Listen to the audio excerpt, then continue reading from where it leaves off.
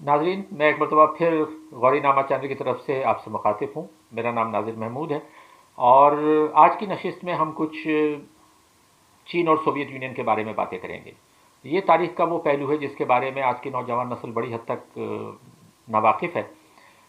ये ख्याल मेरे जहन में आया कैसे? असल में जब मैं देख रहा था कि ये गुजरते हुए साल 2019 में बैन अवी तौर पे जो चंद बड़ी शख्सियात फौत हुई, उनमें दो नाम, एक तो चीन के वज़ीर आज़म ली पेंग और दूसरे सोवियत यूनियन के एक सियासतदान और माहिर कानून लुकियानोव।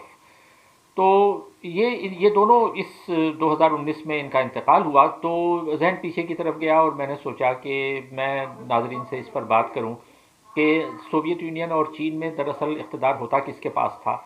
क्योंकि ये बहुत एक कन्फ्यूजन होता है, लोगों को इब्हाम है इस बारे में कि जब कम्युनिस्ट सिस्टम सोवियत यूनियन में और फिर चीन में बनाया गया, तो वहाँ पर वज़ीर आज़म, सदर, सेक्रेटरी ऑफ कम्युनिस्ट पार्टी, इन सब के क्या किरदार होते थे। और फिर एक और नाम आता है सुप्रीम सोवियत का, और सुप्रीम सोवियत के चेयरमैन का, फिर सेंट्रल कमेटी का नाम आता है, तो और फिर पोलिट ब्यूरो का नाम आता है। तो बहुत सी ये लोगों को सवाल ये होता है कि जनाब ये इतने सारे नाम, इतने सारे ओहदे, इसमें किस तरह से ये सोशलिस्ट सिस्टम या कम्युनिस्ट सिस्टम चलता था। तो मैंने कहा कि इस बहाने मैं थोड़ी सी वजाहत कर दूं। देखिए, जब सोवियत यूनियन में इनकलाब आया 1917 में, तो उस वक्त ज़ाहिर है पार्टी के जो लीडर थे वो लेनिन थे, लेकिन उस वक्त जनरल सेक्रेटरी नाम का ओहदा नहीं था। लेकिन जब कामयाब हो गया 1917 का इनकलाब, तो लेनिन जो थे वो काउंसिल ऑफ मिनिस्टर्स के सरबराह भी हो गए, जिसको हम वज़ीर आज़म कह सकते हैं। तो इस तरह से उस वक्त लेनिन के पास दो ओहदे थे, एक तो पार्टी के सरबराह और दूसरे काउंसिल ऑफ मिनिस्टर्स के हेड यानी वज़ीर आज़म। यानी और वज़ीर आज़म का काम ये था कि वो डे टू डे अफेयर्स देखे। अच्छा, ग्रेजुअली ये हुआ कि ज़ाहिर है बहैसियत सरबराह हुकूमत के लेनिन के पास इतना वक्त नहीं था कि वो पार्टी की चीज़ों को भी देखें, तो ग्रेजुअली ये हुआ कि ज़्यादातर पार्टी की चीज़ें वो स्टालिन देखने लगे। अच्छा, इसमें भी कंट्रोवर्सी थी, बहुत सारे कंटेंडर्स थे, लेकिन बहरहाल जब लेनिन पे हमला हुआ 1923 में और 1924 में उनका इंतकाल हो गया, तो उसके बाद जो है वो ज़्यादातर इख्तियारात जो है वो जनरल सेक्रेटरी, पार्टी के जनरल सेक्रेटरी यानी स्टालिन ने अपने हाथ में ले लिए। और वो 1953 तक, 1952-53 तक वो पार्टी के सरबराह भी रहे और वो एक मर्द आहन के तौर पर उभरे, यानी सारा इख्तियार का जो मरकज़ था वो उनके हाथ में था। तो अब सवाल ये है कि क्या उस वक्त, उस दौरान में वज़ीर आज़म और सदर मुमलिकत नहीं होते थे? होते थे। गो किस इन सब के ऊपर हतमी इख्तियार जो था वो स्टालिन के पास था, लेकिन जो सरबराह मुमलिकत का ओहदा था वो जो सुप्रीम सोवियत थी, सुप्रीम सोवियत का जो हेड होता था उसके उसके पास ये ओहदा होता था। और वो उस ज़माने में हमने देखा कि एक कालेनिन नाम के एक कॉमरेड थे, उन कालेनिन जो थे वो सरबराह मुमलिकत उनको कहा जा सकता है, जो कि सुप्रीम सोवियत के सरबराह भी थे, जो कि बड़े तवील अरसे तक यानी तकरीबन 27 साल स्टालिन के दौर में सरबराह मुमलिकत रहे। लेकिन ये एक रस्मी सा ओहदा था, ज़्यादा इख्तियार जो है वो स्टालिन के हाथ में थे। अच्छा, अगर वो सरबराह मुमलिकत थे और सुप्रीम सोवियत के सरबराह थे, जिसको हम स्पीकर भी कह सकते हैं, तो वज़ीर आज़म कौन था? वज़ीर आज़म स्टालिन के दूसरे दौर में ज़्यादातर यानी 1930 के बाद हम देखते हैं कि मोलोटोव नाम के एक शख्स थे, वो वज़ीर आज़म भी रहे और वज़ीर ख़ारजा भी रहे। लेकिन 1941 में स्टालिन ने वज़ीर आज़म का ओहदा भी अपने हाथ में ले लिया, क्योंकि उस वक्त दूसरी जंग अज़ीम चल रही थी और गालिबन स्टालिन को ये था कि वो बराह रास्त, यानी बजाय इसके कि वो काम मोलोतोव के ज़रिए करवाएं, तो उन्होंने सरबराह हुकूमत का ओहदा भी अपने हाथ में ले लिया। तो इस तरह से 1941 से लेकर 1952 तक स्टालिन जो थे वो वज़ीर आज़म भी रहे, यानी तकरीबन वो 30 साल पार्टी के जनरल सेक्रेटरी रहे और फिर 1941 से 1953 तक यानी 11-12 साल वो उन्होंने वज़ीर आज़म का ओहदा भी संभाला। अच्छा, स्टालिन जब 1953 में फौत हुए, तो बल्कि उनके फौत होने से 6 महीने पहले ही एक तब्दीली ये हुई, क्योंकि उस वक्त जो दूसरे बड़े कॉमरेड थे, मोलोटोव, मालिनकोव, बलगानेन और खुरोशेव वगैरह, ये लोग, इन्होंने किसी तरह से परसुएट किया स्टालिन को, या स्टालिन खुद भी, उन्होंने जनरल सेक्रेटरी का ओहदा छोड़ दिया और वो जनरल सेक्रेटरी का ओहदा बिल्कुल ख़त्म भी कर दिया गया। ये 1953 की मैं बात कर रहा हूँ। अच्छा, उसके बाद एक इक़्तिदार की रसाकशी शुरू हुई, जिसमें मालिनकोव को जो है वो बनाया गया वज़ीर आज़म भी और पार्टी का जनरल सेक्रेटरी भी। लेकिन उस रसाकशी में हतमी जो कामयाबी है वो खुरोशेव की हुई, और खुरोशेव ने पहले तो मालिनकोव को हटाया पार्टी सेक्रेटरी के ओहदे से। वज़ीर आज़म वो रहे 2 साल मालिनकोव, लेकिन 1955 में फिर उनको वज़ीर आज़म के भी ओहदे से हटाकर एक और थे बल्गानिन नाम के शख्स, उन बल्गानिन को जो है वो उन्होंने वज़ीर आज़म बना दिया। तो अब हम देखते हैं कि उस वक्त सोवियत सियासत में जो लोग सामने आए उनमें खुरोशेव पार्टी के सेक्रेटरी थे और हतमी इख्तियार उनके हाथ में था, और वज़ीर आज़म जो है वो पहले 2 साल मालिनकोव रहे, और उसके बाद फिर 1955 में बल्गानिन को बनाया गया जो सिर्फ 3 साल वज़ीर आज़म रहे। 1958 में फिर खुरोशेव ने वज़ीर आज़म का ओहदा भी अपने हाथ में ले लिया। हालांकि उस वक्त दावा ये किया गया था कि जी एक से ज़्यादा ओहदे एक बंदे के पास रहना ठीक नहीं है, क्योंकि स्टालिन ही इसी वजह से एक मर्द आहन बनकर सामने आए थे, तो इसलिए ये कहा गया कि जी इख्तियारत को तकसीम किया जाए। लेकिन ग्रेजुअली ऐसा मालूम होता है कि कम्युनिस्ट पार्टी में ये होता था कि अगर कोई मर्द आहन सामने आता था तो वो एक के बाद ओहदे अपने इख्तियार में ले लेता था।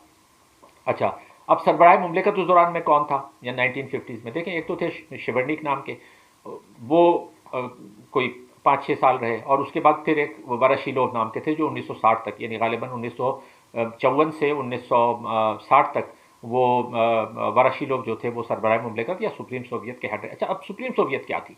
सुप्रीम सोवियत जो है उसको आप लेजिस्लेचर कह सकते हैं, या हमारे अल्फाज में आप उसको ऐवान ज़ेरी कह सकते हैं, और उसको आप कौमी असम्बली भी कहा जा सकता है। तो यानी यह कानून साज इदारा जो था उस सिस्टम में, सोवियत सोशलिस्ट सिस्टम में कानून साज इदारा जो था वो सुप्रीम सोवियत थी। ठीक है। अच्छा, अब सेंट्रल कमेटी क्या थी? सेंट्रल कमेटी जो थी वो पार्टी का एक ऑर्गन था जिसमें कोई 300-350 के करीब लोग होते थे जो पूरे सोवियत यूनियन से आते थे। तो ये तो पार्टी का ऑर्गन गया। अब पोलिट ब्यूरो क्या थी? पोलिट ब्यूरो में 15 से 25 तक सीनियर कॉमरेड्स होते थे पार्टी के, जो कि हतमी फैसला जो है वो उनके इख्तियार में होता था। यानी ये काउंसिल ऑफ मिनिस्टर्स नहीं थी, इसमें कुछ मिनिस्टर्स भी हो सकते थे, लेकिन ये पार्टी की हाईएस्ट बॉडी थी, जो टेक्निकली ये समझा जाता था कि कम्युनिस्ट पार्टी की जो सेंट्रल कमेटी है वो इनको मुंतखब करके आगे पोलिट ब्यूरो बनाती है। लेकिन ज़्यादातर ये होता था कि जो पार्टी के सीनियर तरीन पोलिट ब्यूरो के मेंबर हैं, इंक्लूडिंग जनरल सेक्रेटरी वगैरह, वो ये फैसला करते थे कि किसको नया पहले यानी कैंडिडेट मेंबर बनाया जाता था, उसके बाद फुल मेंबरशिप दी जाती थी। तो ये पोलिट ब्यूरो का काम हो गया। ठीक है।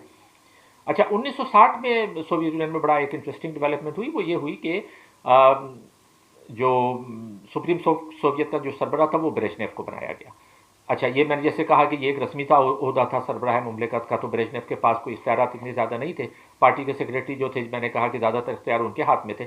लेकिन यह पहली मरतबा हुआ कि जो पार्टी के सेक्रेटरी को इख्तियार से महरूम करने की साजिशें शुरू हुई, और उसमें जो है वो खुद ब्रेजनेव शामिल थे, और उस ज़माने में जो 2-3 लोग और थे सीनियर वो उसमें शामिल रहे, जिसमें कोसेगेन और पटगोर्नी चंद एक लोग थे जो बाद में जिन्होंने मुख्तलिफ ओहदे संभाले। तो बिलाखिर उसका नतीजा ये हुआ कि 1964 में खुरोशेव को इख्तियार से महरूम कर दिया गया, यानी उनको ओहदों से हटा दिया गया। जब खुरोशेव को उनके ओहदों से हटाया गया तो उनके पास 2 ओहदे थे। एक तो वो पार्टी के सेक्रेटरी थे, जनरल सेक्रेटरी थे, और दूसरे वज़ीर आज़म का ओहदा भी उनके पास था। लेकिन जैसे मैंने कहा कि ब्रेजनेव की क़यादत में जिन लोगों ने एक तरह की बगावत की पार्टी के अंदर से, उन्होंने पार्टी के सेक्रेटरी को हटाया, और फिर ये दोबारा फैसला किया गया कि अब पार्टी के जो अहम तरीन ओहदे हैं वो किसी एक शख्स के पास नहीं होंगे। और उस तकसीम में ये हुआ कि अच्छा, इससे चंद माह पहले जो है वो ये एक डेवलपमेंट ये हुई थी कि ब्रेजनेव को पार्टी का सेकंड सेक्रेटरी बना दिया गया था, और मिकुयान नाम के एक कॉमरेड थे, मिकुयान को सुप्रीम सोवियत का चेयरमैन बनाया गया था, यानी सरबराह मुमलिकत वो बन गए थे। और मिकुयान जो है वो खुरोशेव के बड़े करीबी साथी समझे जाते थे। तो खैर, इस पूरे प्रोसेस में जब तब्दीलियाँ आई तो तब्दीली के बाद जो नया डिस्पेंसेशन या नया सिस्टम सामने आया, उसमें कोसिगिन को वज़ीर आज़म बनाया गया, और कोसिगिन फिर 1964 से 1980 तक यानी 16 साल सोवियत यूनियन के वज़ीर आज़म रहे। और 1 साल बाद मिकुयान को भी सुप्रीम सोवियत के चेयरमैन के ओहदे से हटा के, यानी सरबराह मुमलिकत के ओहदे से हटाकर पोदगोर्नी को बनाया गया, और ख़ुद ब्रेजनेव जो थे वो पार्टी के जनरल सेक्रेटरी बन गए। अच्छा, अब क्या सूरत हाल सामने आती? अब ये 3 लोग हैं जो सबसे अहम हैं। अच्छा, फैसला यही था कि जी ये सारे ओहदे तीनों लोगों के पास रहेंगे। ये सिस्टम, यानी जिसको आप त्रोइका कह लें, ये त्रोइका यानी 3 लोगों पर मुश्तमिल क़यादत जो थी वो 1977 तक चली। 77 में ये हुआ कि जब नया आइन सोवियत यूनियन का बनाया गया तो उसमें ऑफिशियली ये कर दिया गया कि जी पार्टी का सेक्रेटरी जो है वो वही सरबराह मुमलिकत भी होगा, यानी सुप्रीम सोवियत का चेयरमैन भी होगा। तो अब ये मसला ख़त्म हो गया, एक आदमी के पास दो ओहदों का, कि उन्होंने कहा कि ये कॉन्स्टिट्यूशनली ये है ताकि 3 ना हो बल्कि 2 लोग। तो पदगोडनी हट गए और अब ब्रेजनेव के पास जो है वो पार्टी जनरल सेक्रेटरी का होता है। ये 1977 की मैं बात कर रहा हूँ। अच्छा, इसमें वो जो मैंने पहले नाम लिया एक लुकियानोफ का, लुकियानोफ जो थे वो सोवियत माहिर कानून थे और वो जो नया आइन बना था उसमें उन्होंने खासा अहम रोल प्ले किया था। मच यंगर निस्बतन जो थे वो, क्योंकि ये तो सारे 60-70 साल की एज के थे, लुकियानोफ 50 के उसमें थे। तो अब ये 1982 में हम ये देखते हैं कि ब्रेजनेव का इंतकाल हुआ और उसके बाद फिर जो तब्दीली है इस पर मैं बाद में बात करूंगा या अगली किस्त में बात करूंगा। अब मैं थोड़ा सा चीन की तरफ आता हूँ।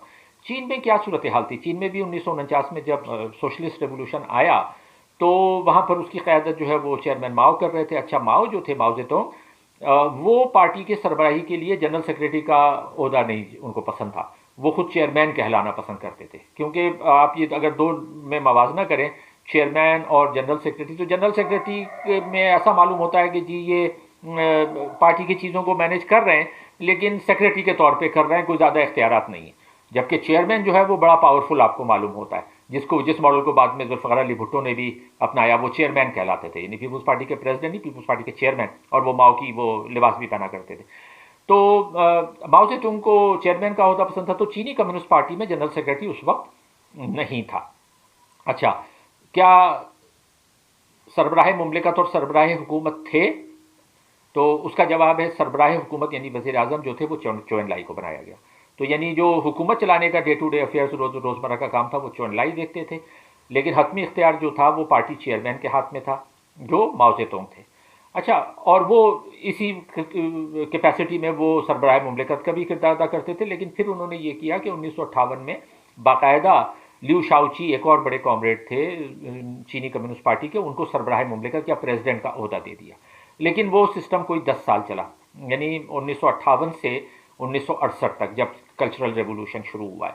तो उन 10 साल के अरसे में ये तीनों बड़े ओहदे 3 मुख्तलिफ लोगों के पास थे चीन में। यानी चीन में पार्टी के जनरल सेक्रेटरी खुद माओ ज़ेतुंग, चेयरमैन खुद माओ ज़ेतुंग थे, वज़ीर आज़म जो थे वो चौ एन लाई थे, और सरबराह मुमलिकत या सदर जो थे वो लिऊ शाओची थे। अच्छा, जब 1966 में माओ ने कल्चरल रेवोल्यूशन शुरू किया, सकाफती इनकलाब, और उस सकाफती इनकलाब के ज़रिए उन्होंने ये कहा कि जी पार्टी में जो मुखालफत है और जो इनकलाब दुश्मन अनासिर आ गए उनका तलाकुमा किया जाए, ख़त्म किया जाए। तो उस चक्कर में उनके लिऊ शाओची से भी इख्तलाफात हुए और उन्होंने लिऊ शाओची को सरबराह के ओहदे से हटा दिया, बल्कि वो सदर का ओहदा ही ख़त्म कर दिया। तो चीन में वो ओहदा सिर्फ 10 साल रहा। लेकिन ये दोनों हजरात यानी माओ ज़ेतुंग और चौ एन लाई ये बहैसियत जनरल सेक्रेटरी और वज़ीर आज़म के रहे। अच्छा, 1976 के आते आते चीन में अब बड़ी तब्दीलियां आ रही हैं, क्योंकि अब ये दोनों यानी माओ ज़ेतुंग भी और चौ एन लाई जो दो बड़े थे, ये इन दोनों की बड़ी उम्रें हो गई थी। माओ तो 80 से ऊपर के थे, चौ एन लाई भी तकरीबन इतने ही थे। तो अच्छा, अब ये था कि इनका मुतबादिल यानी आगे कौन इनको इस चीज़ों को संभालेगा। तो जो चौ एन लाई थे उनके जो नायब थे उनका नाम था डेंग शाओपिंग, और जो जिसको पसंद करते थे अपने माओ ज़ेतुंग, उनका नाम था हुआ गोफेंग। अच्छा, अब उस वक्त ये था कि जी देखते हैं कि कौन पहले जाता है, ये माओ या चौ एन लाई। अच्छा, हुआ ये कि गालिबन फरवरी 1976 में चौ एन लाई का इंतकाल हो गया। तो जो चौ एन लाई जिसको चाहते थे डेंग शाओपिंग, माओ ने उसको नहीं बनाया बल्कि हुआ गोफेंग को उन्होंने वज़ीर आज़म बना दिया। तो अच्छा, अब जब वो वज़ीर आज़म बन गए तो अब माओ के जाने का वक्त था, उसके मतलब 6-7 महीने बाद गालिबन सितंबर 1976 में माओ का भी इंतकाल हो गया। अच्छा, जब ये हो गया तो दोनों ओहदे दोबारा से, यानी ये पहला मौका था चीन की तारीख में कि वज़ीर आज़म का ओहदा भी और वज़ीर आज़म का ओहदा भी और party general secretary party chairman का ओहदा भी वो हुआ गोफेंग ने ले लिया। याद रहे कि माओ ने इंतकाल से पहले हुआ गोफेंग को बना दिया था पार्टी का डिप्टी चेयरमैन, जो ओहदा पहले एग्जिस्ट नहीं करता था। लेकिन वो माओ के ये बनाने का मकसद यही था कि वो चाहते थे कि मेरे सक्सेसर के तौर पर हुआ गोफेंग आए। अच्छा, ये बात है 1976 की। अच्छा, उसके बाद यानी जब माओ का इंतकाल हो गया तो फिर एक जो बड़ा टारगेट हुआ गोफेंग के सामने था वो था एक 4 का टोला या गैंग ऑफ 4 जिसको कहा जाता था, जिसकी क़यादत माओ की वाइफ कर रही थी। वो उनकी क़यादत में एक थ्रेट सामने आया, जिसको हुआ गोफेंग ने ख़त्म किया, यानी जो पार्टी सेक्रेटरी और पार्टी के और वज़ीर आज़म भी थे। तो उन चारों को गिरफ्तार किया गया, उनके क्राइम्स जो थे, जराइम, उनको एक्सपोज किया गया, और इस तरह से हुआ गोफेंग 4 साल यानी 1976 से 1980 तक पार्टी के चेयरमैन भी रहे और चीन के वज़ीर आज़म भी रहे। लेकिन इस दौरान उनकी पॉलिसी ज़्यादातर ये रही कि जी पुरानी सोवियत तर्ज की इकोनॉमी को वापस लाया जाए, हैवी इंडस्ट्री पे जोर दिया जाए, जो कि और फिर पुरानी टर्मिनोलॉजी यानी मुसलसल रेवोल्यूशन, प्रोलेटारी डिक्टेटरशिप, इस तरह की चीज़ें उन्होंने दोबारा से शुरू की, जो कि पार्टी और पॉलिट ब्यूरो चीन की जो थी वो पसंद नहीं करती थी। तो बिलाखिर उसका नतीजा ये हुआ कि एक और जो मुतबादिल, जैसे मैंने कहा कि डेंग शॉपिंग की शक्ल में मौजूद था, जो कि ज़्यादा फॉरवर्ड लुकिंग थे और जिनकी पार्टी में इन्फ्लुएंस भी ज़्यादा था और गालिबन फ़ौज में भी उनकी सपोर्ट ज़्यादा थी। तो इन 3-4 साल के अरसे में ये हुआ कि डेंग सियाओपिंग ज़्यादा बेहतर लीडर के तौर पे सामने आए, और बिलाखिर 1980 में हुआ गोफेंग को बाकायदा पार्टी ने, जिस तरह से सोवियत यूनियन में 1964 में हुआ था कि पार्टी के सेक्रेटरी को हटाया गया था, इसी तरह यहाँ पार्टी के चेयरमैन को हटाया गया और वज़ीर आज़म को हटाया गया। उस वक्त वहाँ पर ख्रुश्चेव जो थे वो पार्टी के जनरल सेक्रेटरी थे और वज़ीर आज़म थे, यहाँ पर पार्टी के जनरल सेक्रेटरी और वज़ीर आज़म हुआ गोफेंग थे। बिल्कुल एक तरह से 16 साल बाद वो रेपिटेशन हुआ सोवियत मॉडल का, और जिस तरह से वहाँ जो लोग सामने आए उनमें उनकी क़यादत ब्रेजनेव कर रहे थे, इस तरह यहाँ पर चीन में उसकी क़यादत जो है वो डेंग सियाओपिंग कर रहे थे। लेकिन उन्होंने खुद पार्टी की सेक्रेटरीशिप या प्राइम मिनिस्टरशिप नहीं ली, बल्कि 2 और लोगों को सामने लाए, जिनमें पार्टी सेक्रेटरी जो थे, पार्टी चेयरमैन जिसका ओहदा फिर बाद में सेक्रेटरी कर दिया गया, वो हु याओबांग थे, और वज़ीर आज़म के तौर पे जियाओ जियांग को लाया गया। तो इस पे हम किसी और एपिसोड में बात करेंगे कि अब यहाँ पर सोवियत यूनियन में हमने देखा कि 3 लोग थे, ब्रेजनेव, कोसिगिन और पोदगोर्नी, और चीन में जो थे वो 3 लोग थे जिनका त्रोइका हुकूमत कर रहा था, डेंग शियाओपिंग और हु याओबांग और जियाओ जियांग। लेकिन ये दोनों मॉडल ऐसे हैं कि उसके 1980 के अशरे में आगे इस पे क्या होता है ये हम किसी और नशिस्त में बात करेंगे। फिर मैं ज़रूर ये गुजारिश करना चाहूँगा कि आप लोग गौरी चैनल को सब्सक्राइब करें, ताकि इस तरह के प्रोग्राम आप वक्तन फ़वक्तन देखते रहें, और सब्सक्राइब करने के बाद ये आपको जब भी ऐसा कोई प्रोग्राम अपलोड होगा तो वो आपको अलर्ट मिल जाया करेगा। शुक्रिया।